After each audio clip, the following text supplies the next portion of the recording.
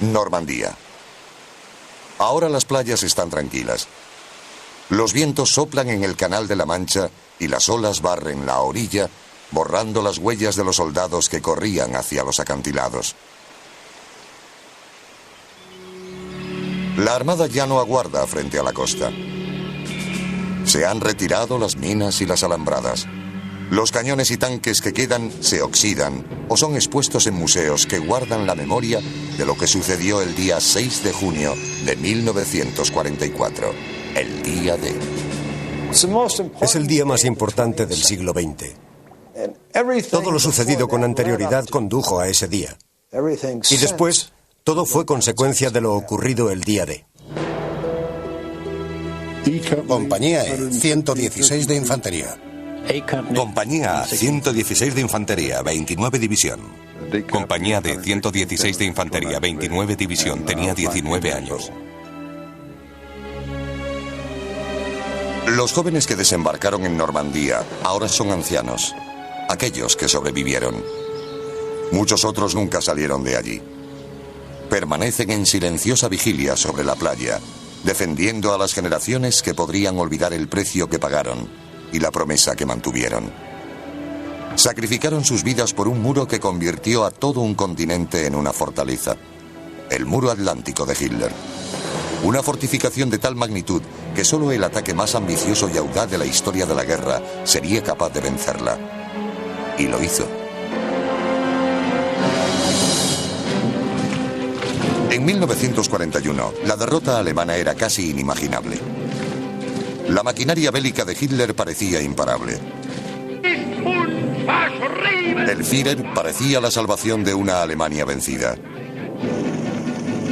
Había prometido una salida de la desesperanza mediante la invasión. Alemania tendría éxito si se deshacía de sus enemigos. Las invasiones comenzaron en 1939. El mundo observaba pasivamente cómo atacaba a Alemania. Checoslovaquia cayó en marzo. Le siguieron Polonia, Noruega y Dinamarca. Bélgica se rindió a las 3 semanas. Holanda en 4 días. Francia, agotada, cayó en 7 semanas. Los alemanes llegaron a París en junio. La guerra relámpago nazi había tomado por sorpresa a un atónito continente. Una vez roto el frente, podían avanzar sin cesar. Y al oponente le resultaba casi imposible frenarlos. A final de año, todo lo que separaba a Gran Bretaña del dominio nazi eran las heladas aguas del Canal de la Mancha, unos escasos 30 kilómetros. El ejército alemán había tenido un éxito descomunal. Ahora tenía que mantenerse en los territorios conquistados, mientras derrotaba a los enemigos que le quedaban, Inglaterra al otro lado del canal y Rusia en el este. Pero Alemania no tenía ni los hombres ni el material suficiente como para enfrentarse a los dos países a la vez. Hitler debía elegir a qué enemigo atacar primero, Gran Bretaña o Rusia. La batalla de Inglaterra comenzó con el bombardeo alemán para conseguir su rendición.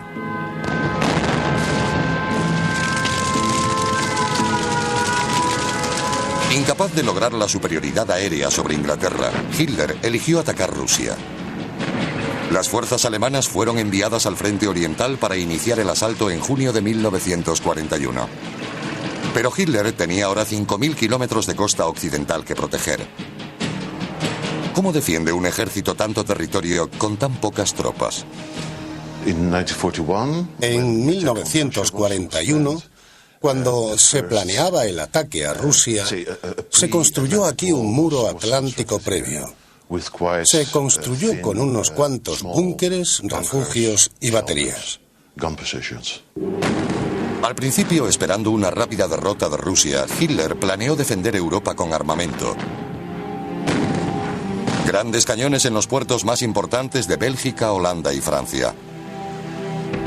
Pero los rusos no cayeron tan rápido como Hitler esperaba.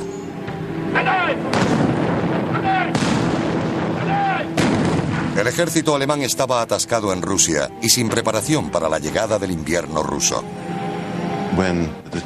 Cuando los alemanes se dieron cuenta de que Rusia no era tan fácil de vencer, había pasado medio año y el frente duraría unos cuantos años más. La amenaza de Inglaterra y Norteamérica era cada vez mayor y por eso se construyó el muro atlántico. Era necesario un nuevo plan para proteger el frente occidental, mientras se enviaban más tropas para doblegar a Rusia. La solución de Hitler fue crear un muro que defendiera cada kilómetro de costa desde Dinamarca hasta España. Al principio se trataba de una modesta defensa. La idea de Hitler iría creciendo a medida que avanzaba la guerra. El Führer concibió una fortaleza formada por tropas, coordinadas para repeler cualquier invasión enemiga. Tropas que se apoyarían en fortificaciones situadas en puntos estratégicos.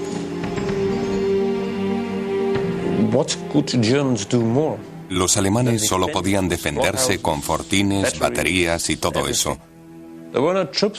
No había tropas suficientes, no había divisiones acorazadas, pero tenían bastante mano de obra y materiales para construir refugios de hormigón. Los alemanes no tuvieron más opción que defender Europa con un muro atlántico. Hitler dio la orden. El reto consistía en cómo hacerlo, con recursos limitados, en territorio ocupado, en medio de una guerra.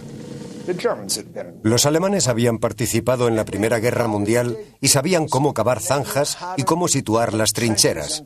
También conocían el tipo de armamento que necesitaban para mantener la posición. Así que se valieron de todo eso. En 1942, la guerra en Europa ya se había convertido en una guerra mundial. Los japoneses atacaron Pearl Harbor el 7 de diciembre de 1941 y Estados Unidos declaró la guerra a Japón. 3 días después, Hitler declaró la guerra a Estados Unidos. Y no sabemos por qué. Nada le obligó a hacerlo, pero lo hizo. Y apostando a que la juventud de Hitler luchaba mejor que esos blandos y afeminados norteamericanos educados en los Boy Scouts. La declaración de guerra de Hitler a los Estados Unidos provocó el acuerdo de las potencias aliadas para derrotar a Alemania antes que a Japón. Casi inmediatamente, los aliados debatieron la invasión de Europa. La estrategia básica se fijó alrededor de un mes después del ataque a Pearl Harbor y consistía en cruzar el canal y llegar al corazón de Alemania. Esa fue nuestra estrategia básica desde el principio. Todo giraba en torno a eso. En caso de fracasar, no sé qué hubiera pasado. La ejecución de dicho plan llevaría años de preparación. Con tanto tiempo, Alemania creyó haber construido un muro atlántico infranqueable.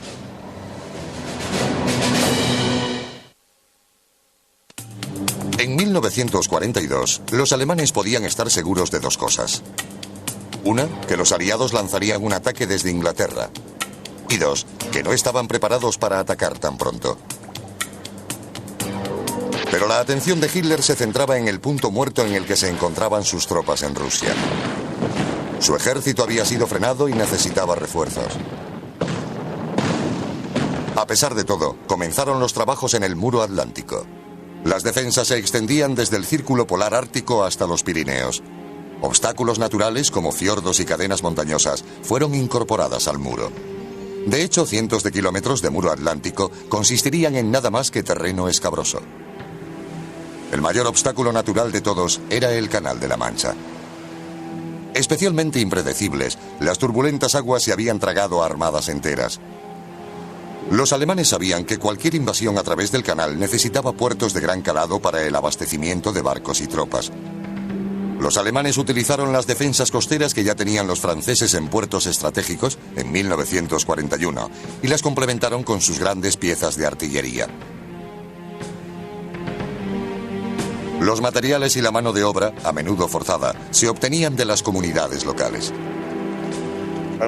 Gran parte del muro atlántico fue construido por franceses que trabajaban para los alemanes a punta de pistola, ayudando a verter el cemento, colocando las vigas de acero, los refuerzos. Los alemanes concentraron sus esfuerzos de construcción en la zona del Paso de Calais, ya que lo consideraron el mejor lugar para un ataque contra el continente.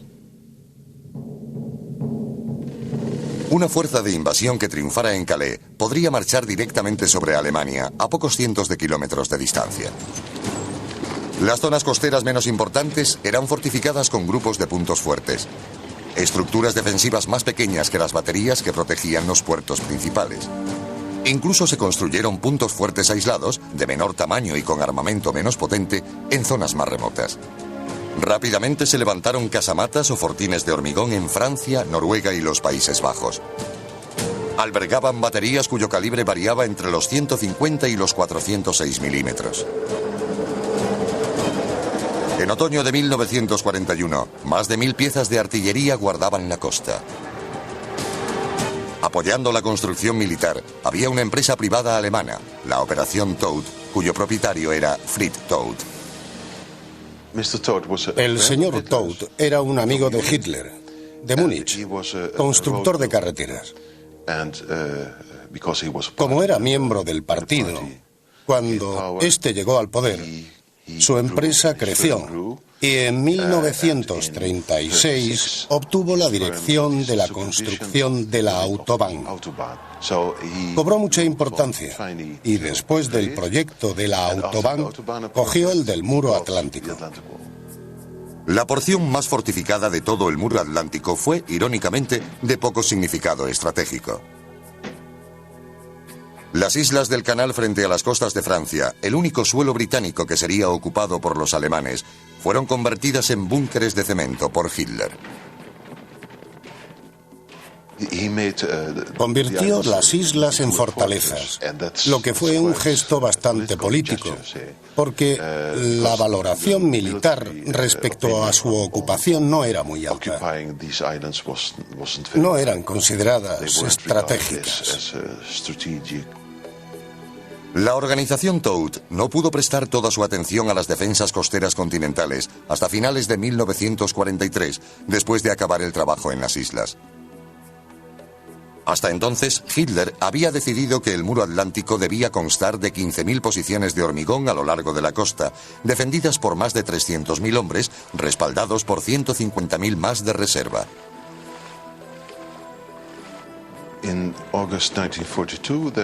agosto de 1942 hubo 4 reuniones con los altos mandos del ejército. En ellas se diseñó todo. Fue el llamado programa de los 15.000 búnkeres. La organización anticipó que podrían completar solo 6.000 posiciones para junio de 1943. En torno a junio de 1942, las cuadrillas de construcción vertieron más de 200.000 metros cúbicos de hormigón cada mes. Al final se utilizarían en la construcción más de 13 millones de metros cúbicos de hormigón, reforzados con millones de toneladas de acero. Más adelante, la línea costera se dividía en sectores. El 15º Ejército era responsable desde los Países Bajos hasta Normandía, incluyendo la estratégica zona del Paso de Calais. El 7º Ejército protegía la costa desde Caen hasta la desembocadura del Loira, y el 1er Ejército desde el Loira hasta los Pirineos. Por último, el 9º Ejército custodiaría la ribera en caso de una invasión aliada desde África. Sin embargo, estos ejércitos variaban notablemente en cuanto a fuerza, instrucción y experiencia. Algunos eran unidades de élite formadas por los mejores soldados. Otros los constituían tropas muy castigadas que se recuperaban de un largo viaje desde el frente oriental. Los alemanes utilizaban la Europa occidental como almacén de tropas. Las divisiones que enviaban a esa zona estaban en periodo de instrucción. Y cuando estaban preparadas, se enviaban a Rusia, Italia o África.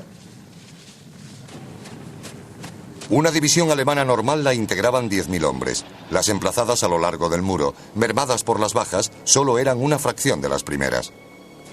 En vez de en instrucción militar, muchas de las tropas empleaban su tiempo en proyectos de construcción. Se construían fortines de hormigón reforzado, con muros de 3,5 metros de espesor. Eran tan gruesos que podían soportar bombardeos directos sin recibir prácticamente ningún daño. Se levantaron inexpugnables emplazamientos artilleros. La munición se suministraba por vía férrea. Las posiciones se camuflaban. En menos de 4 años, los alemanes habían vertido suficiente hormigón como para construir 5 presas Hoover. El muro atlántico fue el proyecto de construcción más grande de la guerra. Es muy importante señalar que los alemanes hicieron muchas construcciones en un corto periodo de tiempo. No solo pequeños fortines, sino también algunos muy grandes. ¿Pero fue suficiente? Los aliados ya habían comenzado una campaña aérea que forzó el regreso a Alemania de los trabajadores del muro para reconstruir la dañada infraestructura. Los aliados llegaron a África en 1942. El general británico Montgomery había logrado la primera victoria aliada de la guerra en el Alamein contra Rommel, el zorro del desierto alemán.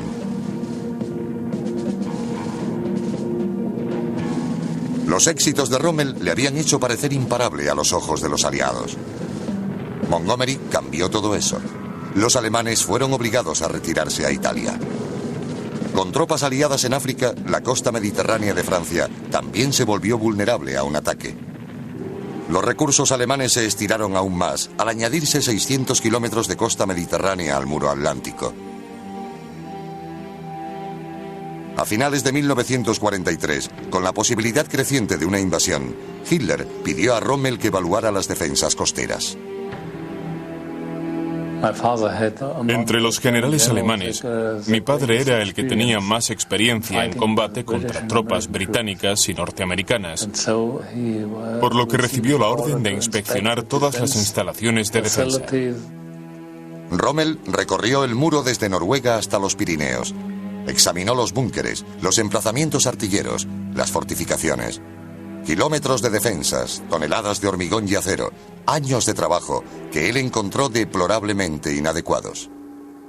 Rommel tenía experiencia de combate contra las tropas de élite aliadas en África, y al ver las anticuadas fortificaciones del muro atlántico, las consideró demasiado débiles. Debía hacerse algo y rápido. Quedaba demasiada costa por proteger y muy poco tiempo. La amenaza de una invasión aliada crecía. ¿Cómo defender todo el Golfo de Vizcaya? Toda la costa europea que da al Canal de la Mancha y la zona del Mar del Norte. Era imposible. Era un tramo demasiado grande. No había tanto hormigón ni tantos hombres. Mientras tanto, a través del canal, comenzaron a llegar al sur de Inglaterra barcos mercantes. Su cargamento, soldados aliados preparados para una misión secreta llamada Overlord. Una operación destinada a romper el muro atlántico. Justo cuando Rommel comenzaba a reforzar el muro atlántico de Hitler, los aliados planeaban su ataque al otro lado del canal.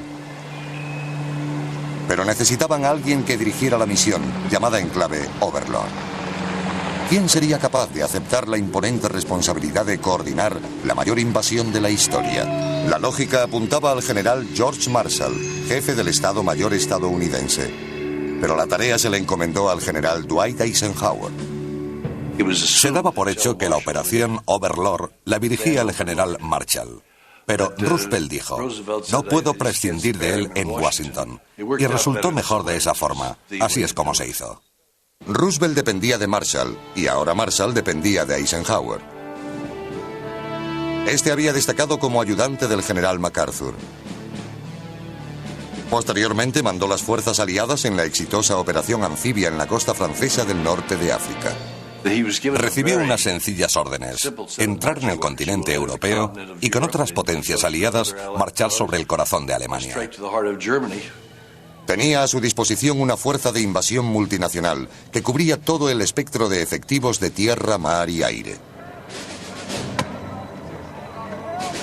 El comandante supremo ya había sido elegido, y sus subordinados, Montgomery y Bradley. La planificación de Overlord estaba en marcha antes de que Eisenhower fuese elegido jefe de los ejércitos aliados. Británicos y norteamericanos establecieron un mando llamado Cossack, Estado Mayor del Comandante Supremo Aliado, a pesar de que no supieran quién iba a ser designado. El Cossack desarrolló un modesto plan de invasión dentro de los limitados parámetros de tropas y suministros disponibles. Se trazó un plan de asalto a las playas entre El Havre y Cherburgo con 3 divisiones. Inmediatamente Eisenhower y Montgomery lo consideraron inadecuado. 3 divisiones con 14.000 hombres cada una no eran suficientes. La invasión debía ser a una escala sin precedentes en la historia de la guerra si querían tener éxito. Había mucho en juego. Eisenhower y Montgomery habían desarrollado un reputado procedimiento operativo basado en el principio de matar moscas a cañonazos. Así que echaron un vistazo al reducido frente y ambos lo consideraron insuficiente. Fueron absolutamente unánimes. Serían 5 divisiones en vez de 3. Elegir el lugar para la invasión era de vital importancia para los aliados. Calais era la primera opción obvia. Pero allí los alemanes tenían tan fuertemente protegido el muro atlántico que los aliados no estaban seguros de poder tomarlo. Si hubieran intentado entrar por el paso de Calais cerca de Dieppe, hubieran sido masacrados porque ahí habían construido los alemanes las defensas más efectivas. Pero al alejarse hacia el sur y el oeste, se volvían menos eficaces. Normandía era mejor opción, con sus arenosas playas entre San Martín de Barville y Ouistreham. También tenía desventajas. No había puertos excepto el de Cherburgo al oeste y el Havre al este. El canal medía casi 200 kilómetros de ancho entre Portsmouth y Normandía, y Alemania estaba mucho más lejos de Normandía que Calais. Pero las ventajas eran significativas. Los alemanes no habían fortificado Normandía tan fuertemente como otras partes del muro. Y ya que no esperaban una invasión por Normandía, los aliados podían cogerlos por sorpresa. Por otro lado, los alemanes sabían que una invasión requería un puerto de calado profundo que diera cabida a los enormes barcos necesarios para descargar los suministros, hombres y material. Serían necesarias muchas toneladas para mantener una invasión de ese tipo. Una división de infantería consume 500 toneladas al día. Lo que los alemanes no sabían es que los aliados planeaban llevar los puertos con ellos. Llamados en clave moreras, estos puertos serían construidos a partir de barcos viejos que se hundirían en alta mar para crear un rompeolas. Así se podrían tender muelles flotantes desde los barcos hasta la orilla. Creo que por cada uno de estos puertos artificiales podían descargarse hasta 10.000 toneladas al día en las playas. Una vez resuelto el problema de los puertos, los aliados comenzaron a idear cómo hacer desembarcar a tantos hombres en las 5 playas, llamadas en clave Utah, Omaha, Juno, Sword y Gold. La solución vino de mano de un hombre de Nueva Orleans llamado Higgins.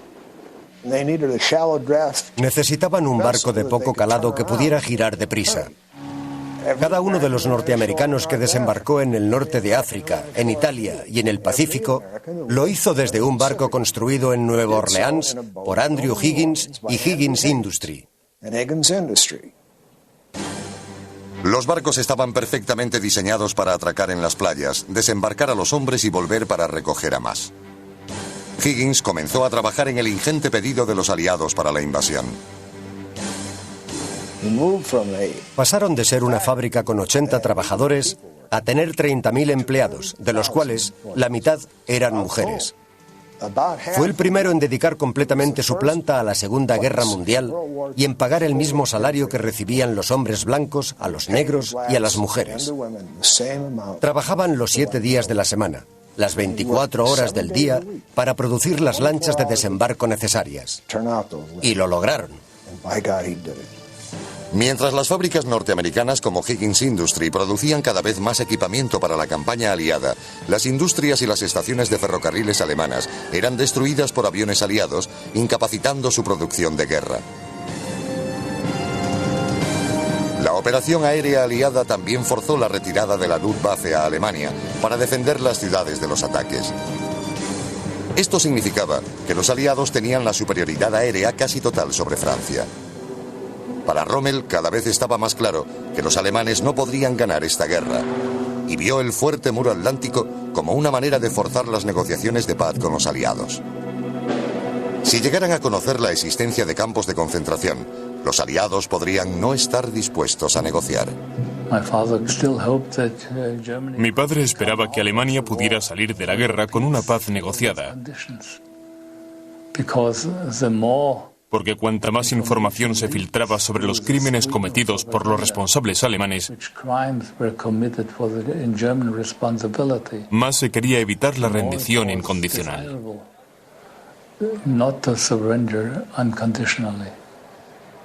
Rommel comenzó a asegurarse de que el muro atlántico fuera lo bastante fuerte para frenar a los aliados en la playa. Eso quería decir obstáculos para la infantería. Espárragos de Rommel, postes de madera diseñados para cortar las alas de los planeadores invasores, crecían por los campos de Normandía. Kilómetros y kilómetros de alambre de espino cubrían la costa. Tetraedros hechos con chatarra se colocaron en la orilla, justo donde quedaban sumergidos con marea alta. Sobre ellos se colocaban minas que explotarían al menor roce de un barco.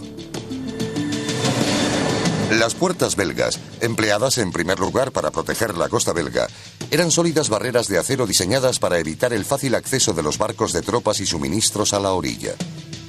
Los erizos, traviesas de ferrocarril soldadas, iban destinados a perforar las lanchas de desembarco que alcanzaran la orilla. Grandes estacas orientadas al mar también perforarían los cascos de las barcazas. Nidos de ametralladoras estratégicamente situados permitían batir toda la playa. Las tierras bajas fueron inundadas. Se puede decir que la defensa era un jardín de muerte, porque había muchas trampas explosivas, obstáculos.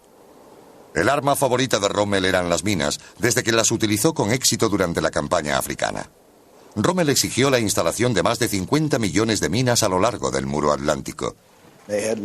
Habían colocado minas, alambre de espino y concentrado gran cantidad de morteros. Los alemanes se pusieron manos a la obra colocando obstáculos en el agua, entre la marea baja y la alta, preparándose para la invasión y rezando para que no fuera en su zona. En pocos meses, Rommel había reforzado significativamente gran parte del muro atlántico. En 8 meses plantó casi 5 millones de minas, bastante pocas para su objetivo, pero el triple de las colocadas en los años previos a su llegada. Aunque Rommel había considerado las defensas insuficientes en noviembre, en mayo confiaba en que el muro atlántico aguantara. Los alemanes aún no sabían dónde tendría lugar la invasión. Muchos anticipaban Calais, pero Hitler tuvo el presentimiento de que podía ser en Normandía. Los alemanes tampoco sabían cuándo sería la invasión, pero estaban seguros de que ese día estaba próximo. En abril de 1944, los aviones aliados comenzaron a bombardear la costa francesa. Las vías de ferrocarril y las carreteras fueron destruidas. Los esfuerzos aliados por cortar las líneas de comunicación y transporte eran un signo seguro de una invasión inminente. Los alemanes no se sorprendieron de que los aliados bombardearan Calais, ya que esperaban la invasión por esa zona. Pero también estaban bombardeando Normandía a lo largo de la costa.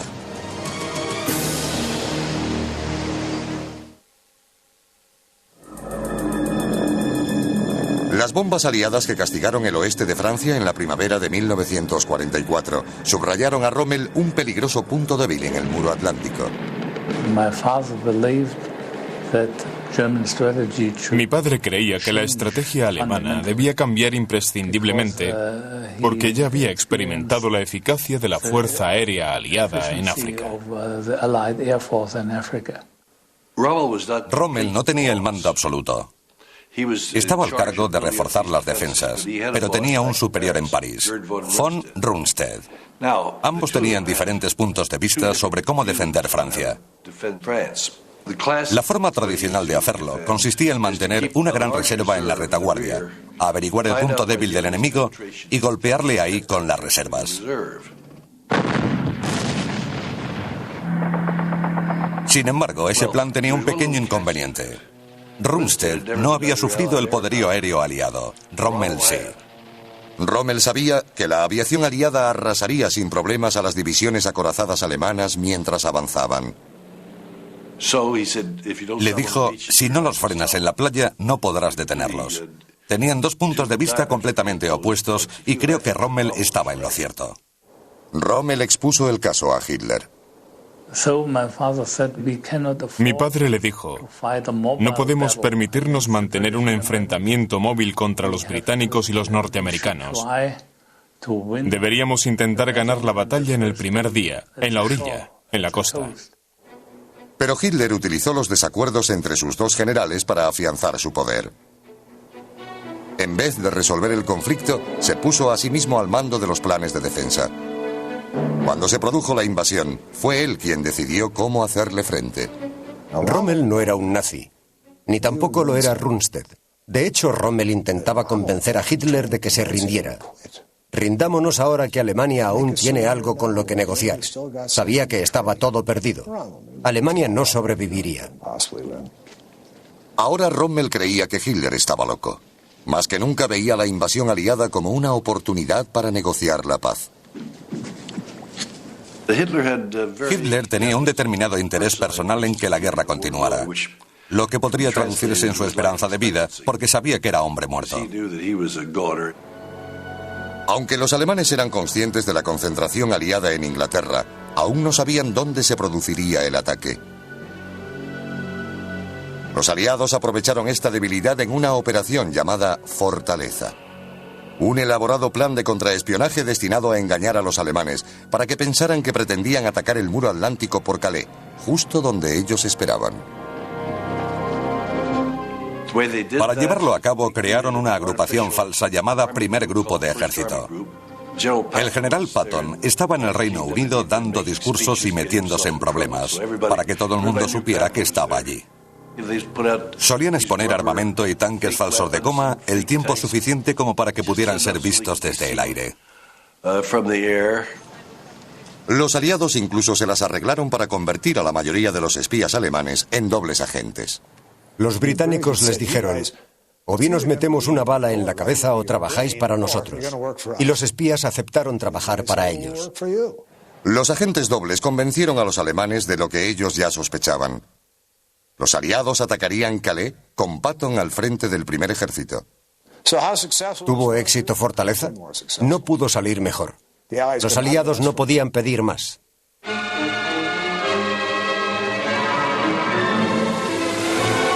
Die Organisation Todt hat in Zusammenarbeit mit der deutschen Wehrmacht und dem Arbeitsdienst, mit deutschen und ausländischen Arbeitern. Los alemanes habían comenzado a creer en sus propias películas de propaganda, ensalzando la impenetrabilidad del muro atlántico. Mientras las tropas aliadas se congregaban para cruzar el canal, el general Montgomery procuró visitar a todas las unidades participantes en la invasión. Se subía a un podium o al capó de un jeep y ordenaba romper filas para poder verlos. Les dijo, mirad, voy a ganar. Juntos vamos a ganar esta batalla y os voy a mandar a casa con vuestras familias tan pronto como sea posible. Creo que fue muy estimulante. Nunca se había hecho antes. Los aliados hacían los últimos preparativos para el día D. Fijaron una fecha de invasión. Las tropas desembarcarían en Normandía la mañana del 5 de junio de 1944. Los británicos lo harían en Sword y Gol, los canadienses en Juno y los estadounidenses en Utah y Omaha. Resolvieron la logística, abastecieron los barcos, previeron cualquier eventualidad. Todo iba bien, a excepción del tiempo. Las tormentas rugían con fuerza en el Canal de la Mancha. El mar estaba tan embravecido que Eisenhower temía que la armada fuese destruida antes de llegar a Francia. Con cada cosa que oía, instigaba a sus comandantes. Monty siempre decía, adelante. Pero el jefe de la flota decía no, igual que el jefe de la Fuerza Aérea, por lo que aplazó un día la invasión. Se ordenó volver a los barcos y se retiró la alerta a los aviones. Si el tiempo mejoraba, Eisenhower los volvería a mandar a cruzar el canal hacia Francia. Si no, la batalla tendría que posponerse hasta el 19 de julio para coincidir con la siguiente marea alta. En la mañana del 5 de junio, el equipo de meteorólogos prometió a Eisenhower una mejora del tiempo. Pero nubes negras oscurecían el cielo. Estaba conduciendo bajo la lluvia y dijo, por Dios, ¿cómo voy a ordenar una invasión bajo estas condiciones? Así que lo consultó. Una vez más Monty dijo, sí. La Marina dijo, de acuerdo. Y la Fuerza Aérea podría ser. Así que él dijo, adelante. Eisenhower dio la orden. Ahora ya no había marcha atrás. Más de 150.000 hombres se dirigían a Francia para asaltar el muro atlántico y obligar a los alemanes a retroceder hasta Berlín. Tras años de planificación, ahora todo estaba en manos de los hombres que lucharían en la batalla de Normandía.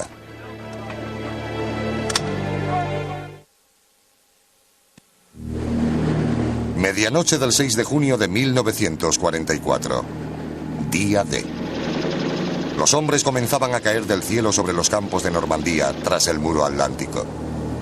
Los soldados alemanes, dormidos, aún no lo sabían, pero la batalla ya había comenzado. Los planeadores con tropas de élite aterrizaron tras el muro para asegurar los puentes y destruir las líneas de comunicación. Entonces, comenzó el bombardeo. No había señales de la Marina. La mayor parte de las fuerzas aéreas no vieron a la Armada en la primera pasada. Los primeros fueron soldados de las fuerzas de tierra. Los alemanes apostados a lo largo del muro atlántico se despertaron para ver la mayor flota jamás reunida, lista para el desembarco de tropas, equipos y armas. A los soldados aliados se les había dicho que cuando desembarcaran ya no habría muro atlántico. Tenemos cruceros y destructores. Ellos van a descargar un infierno sobre las defensas que hay sobre los acantilados. Pero vosotros vais a tener tanques avanzando a vuestro lado. Cuando lleguéis a la playa, poneos tras esos tanques y seguidlos hasta lo alto de los riscos. Entonces es cuando comenzará vuestra guerra. Estaréis atravesando el muro atlántico. Pero las cosas no sucedieron según el plan. En algunas playas falló el bombardeo de la Armada y las fortificaciones alemanas no sufrieron ningún daño. No todas las playas tenían las mismas defensas. En Utah, el muro atlántico apenas detuvo a los norteamericanos. En Shore, el bombardeo garantizó el éxito a los británicos. Pero la playa de Omaha era una barraca de tiro al blanco. Fueron acribillados por las ametralladoras, los morteros y las 88 alemanas que batían la playa. Les causaron tremendas bajas. Los soldados se acercaban a los obstáculos de la playa en lanchas Higgins. Un proyectil dio en la proa de mi lancha y voló la rampa. El teniente Dixon, que estaba sentado frente a mí, cayó. El que estaba sentado en el compartimiento de la izquierda sangraba por la cabeza y gritaba: «¡Salid del bote!».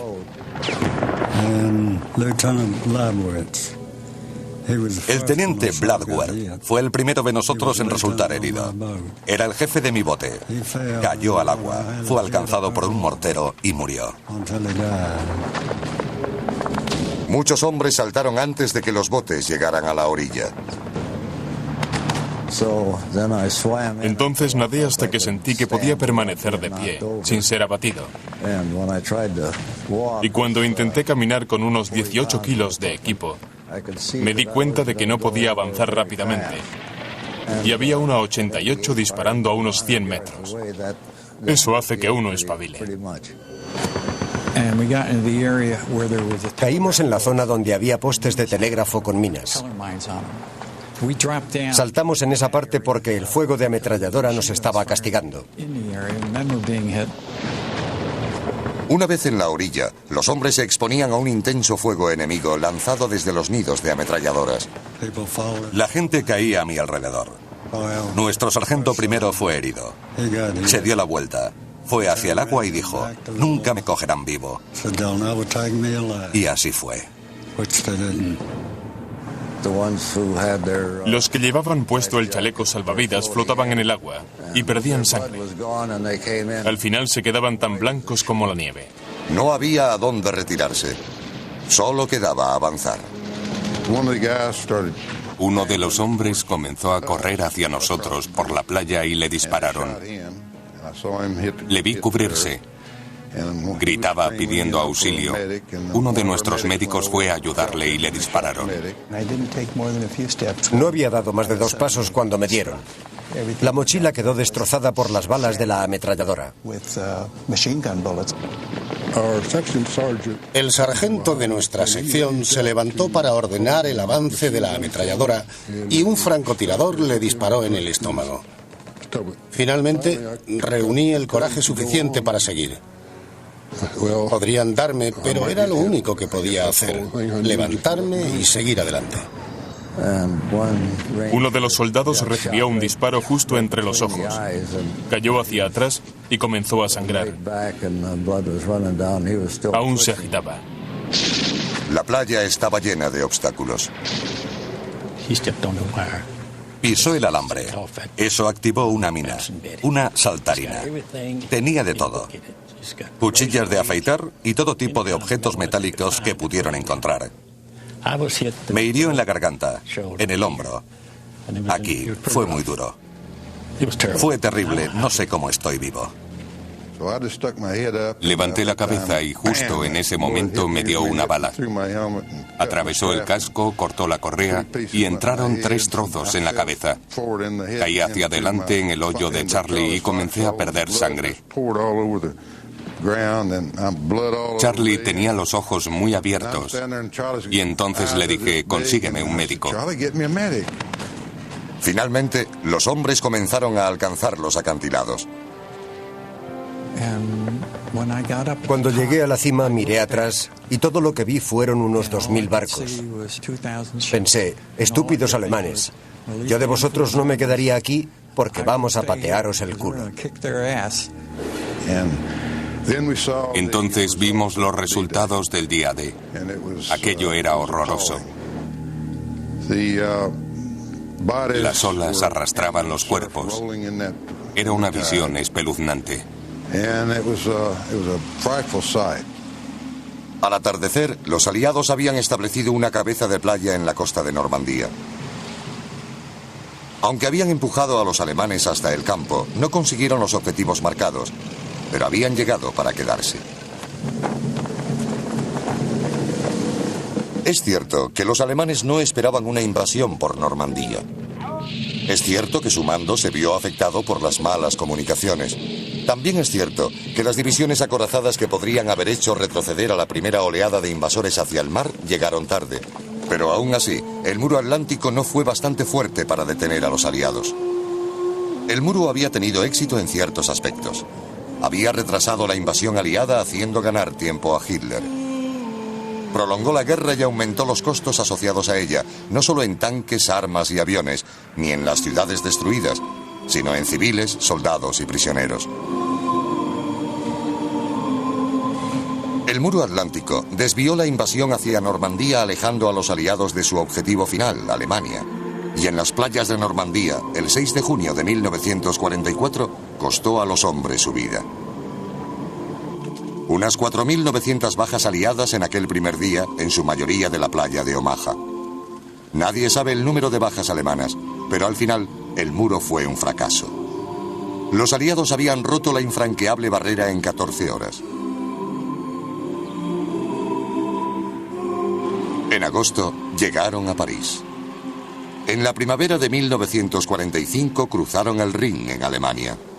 Ningún muro pudo defender a los nazis a lo largo de la costa europea, ni pudo resistir las fuerzas de cooperación del ejército aliado, ni pudo soportar la fuerza destructora de la industria norteamericana, ni aguantó una batalla.